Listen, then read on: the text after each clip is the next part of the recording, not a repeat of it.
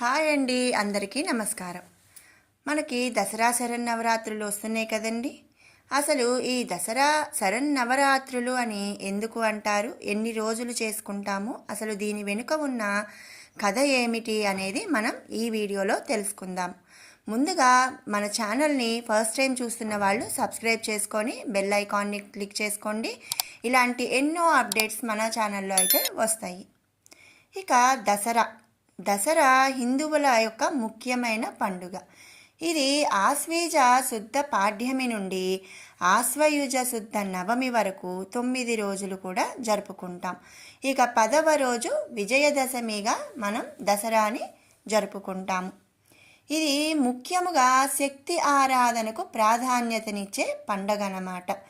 ఈ పండుగను నవరాత్రి లేదా శరన్నవరాత్రి అని అంటారు. అసలు శరన్నవరాత్రి అని ఎందుకు అంటారు అంటే, శరదృతువు ఆశ్వీజ మాసము మొదలు శరదృతువు ఆరంభమవుతుంది. మరి ఈ శరదృతువు ఆరంభంలో వచ్చే పండుగ కనుక ఈ నవరాత్రులకు శరన్నవరాత్రులు అనే పేరు వచ్చింది. మరి కొందరైతే ఈ పండుగకు మొదటి 3 రోజులు పార్వతీదేవికి, తర్వాత 3 రోజులు లక్ష్మీదేవిని, అలాగే చివరి 3 రోజులు సరస్వతీదేవిని పూజిస్తారు. ఇక బొమ్మల కొలువు పెట్టడం కూడా ఒక ఆనవాయితీగా వస్తుందన్నమాట. ఆలయాలలో అమ్మవారికి ఒక్కో రోజు ఒక్కో అలంకారం చేస్తారు. అలాగే 10వ రోజు పార్వేట అని జరుపుకుంటారు. మరి దసరా 10 రోజులు జరుపుకుంటారు కదండి. ముందు నవరాత్రులు దుర్గా పూజ చేస్తారు.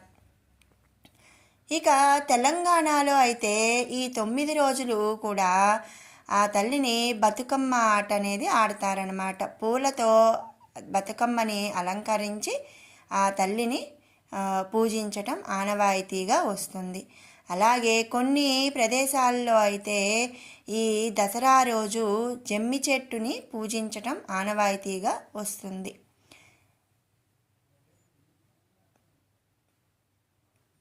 విజయదశమి రోజు రాముడు రావణునిపై గెలిచిన సందర్భం కావటం అని ఈ విజయదశమిగా జరుపుకుంటారని కొన్ని పురాణాల్లో చెప్పుకున్నారు. అలాగే చరిత్ర ప్రకారము ఏంటి అంటే, పాండవులు వనవాసం వెళ్తూ జమ్మి చెట్టు పైన ఆయుధాలను పెట్టి వెళ్తారు కదా. మరి తిరిగి విజయదశమి రోజు ఆ ఆయుధాలను జమ్మి చెట్టు పై నుంచి తీసుకున్నారని చెప్పి కూడా ఈ సందర్భంగా చెబుతారు. అలాగే రావణ వధ ఈ రోజే జరిగింది అని కూడా చెప్పుకుంటారు. కనుక ఈరోజు జమ్మి ఆకుల పూజ చేయటం అనేది జరుగుతుంది.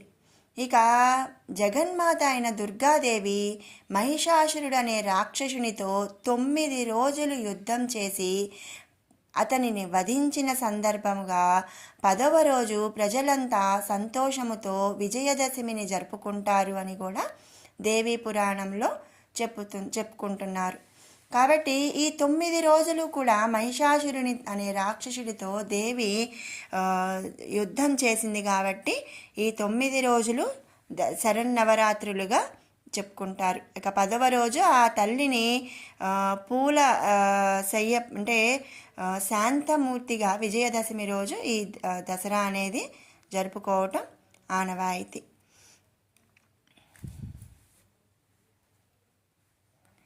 మరి ఆ దుర్గాదేవి మహిషాసురుని అనే రాక్షసుడితో యుద్ధం చేసింది అని చెప్పుకున్నాము కదా. అసలు ఈ మహిషాసురుడు ఎవడు అనే దాని గురించి ఒక చిన్న విషయం తెలుసుకుందాము. దైత్యవంశానికి ఆశాదీపంలా జన్మించిన వాడే ఈ మహిషాసురుడు. దైత్యవంశం అంటే రాక్షస వంశం. మరి తన అంతరంగిక మిత్రులతో సచివులతో సమాలోచన చేసి మరి మరణం లేని జీవనం కోసం ఆ మహిషాసురుడు ఏం చేశాడంటే, మేరు పర్వత శిఖరం చేరి బ్రహ్మదేవుని గూర్చి ఘోర తపస్సు ప్రారంభించాడంట. కాలం కదిలిపోతుంది, అనేక వేల సంవత్సరాలు వెళ్ళిపోయాయి. ఆ మహిషాసురుడు మాత్రం బ్రహ్మదేవుని గురించి ఘోర తపస్సు చేస్తూనే ఉన్నాడు. ఇక బ్రహ్మదేవుడు ప్రత్యక్షమై మహిషాసుర ఇంకా తపస్సు చాలించి ఏం వరం కావాలో కోరుకోమని అడిగాడు. అప్పుడు మహిషాసురుడు, పితామహ, నేను అమరుణ్ణి కావాలి, నాకు మరణం లేని జీవితాన్ని ప్రసాదించు అని కోరాడంట. అప్పుడు బ్రహ్మదేవుడు, మహిషాసురా, పుట్టిన ప్రాణి గిట్టక తప్పదు, గిట్టిన ప్రాణి మరలా పుట్టక తప్పదు. జనన మరణాలు సకల ప్రాణకోటికి సహజ ధర్మాలు. కాబట్టి మరణం లేకుండా నేను ఏ వరాన్ని ప్రసాదించలేను. మహాసముద్రాలకు మహాపర్వతాలకు కూడా ఏదో ఒక సమయంలో వినాశనం అనేది తప్పదు అని మహిషాసురునికి ఆ తండ్రి బ్రహ్మదేవుడు చెప్పాడంట. కనుక నీ మరణానికి మృత్యువుకు ఒక మార్గం విడిచిపెట్టి మరి ఇంకేమైనా వరం కోరుకోమని అడిగాడంట.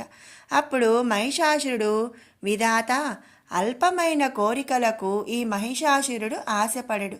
సరే, ఆడది నా దృష్టిలో అబల, ఆమె వల్లే నాకు ప్రమాదము కూడా రాదు అని, కాబట్టి పురుషుడి చేతిలో నాకు మరణం రాకుండా వరం అనుగ్రహించు అని మహిషాసురుడు బ్రహ్మదేవుణ్ణి కోరాడు. బ్రహ్మదేవుడు ఆ వరాన్ని మహిషాసురునికి అనుగ్రహించి అంతర్ధానమయ్యాడు. ఇక బ్రహ్మదేవుని వరాల వలన వరగర్వితుడైన మహిషాసురుడు దేవతలతో ఘోరమైన యుద్ధము చేసి వారిని ఓడించి ఇంద్రపదవిని చేపట్టాడు. దేవేంద్రుడు త్రిమూర్తులతో మొరపెట్టుకోగా మహిషునిపై వారిలో రగిలిన క్రోధాన్ని ప్రకాశవంతమైన తేజముగా మారింది. త్రిమూర్తుల తేజము కేంద్రీకృతమై ఒక స్త్రీ రూపమై జన్మించింది. శివుని తేజము ముఖముగా, విష్ణు తేజము బాహువులుగా, బ్రహ్మతేజము పాదములుగా కలిగి మంగళమూర్తిగా అవతరించి ఆమె 18 బాహువులను కలిగి ఉంది. ఆమెకు శివుడు శూలమును, విష్ణువు చక్రమును, ఇంద్రుడు వజ్రాయుధమును, వరుణదేవుడు పాశము, బ్రహ్మదేవుడు అక్షమాల కమండలము, హిమవంతుడు సింహమును వాహనంగా ఇచ్చారు. ఇలా సర్వదేవతల ఆయుధములు సమకూర్చుకొని మహిషాసురుని సైన్యంతో తలపడి భీకరమైన పోరు సల్పింది ఆ దుర్గాదేవి. మహిషాసురుని తరపున పోరు సల్పుతున్న ఉదద్రుడు, మహాహనుడు, అసిలోముడు, భాష్కలుడు, బిడాలుడు మొదలైన వారిని సంహరించిన తరువాత మహిషాసురునితో తలపడింది ఆ తల్లి. ఈ యుద్ధములో ఆ దేవి వాహనమైన సింహము శత్రువులను చీల్చి చెండాడింది. దేవితో తలపడిన అసురుడు మహిషి రూపము, సింహరూపము, మానవ రూపముతో భీకరముగా పోరి చివరకు తిరిగి మహిషి రూపములో దేవి చేతిలో హతుడయ్యాడు. ఈ విధంగా అప్పటి నుండి మహిషుని సంహరించిన దినము దసరా పర్వదినంగా ప్రజలు జరుపుకుంటున్నారు అని ముఖ్య కథనము.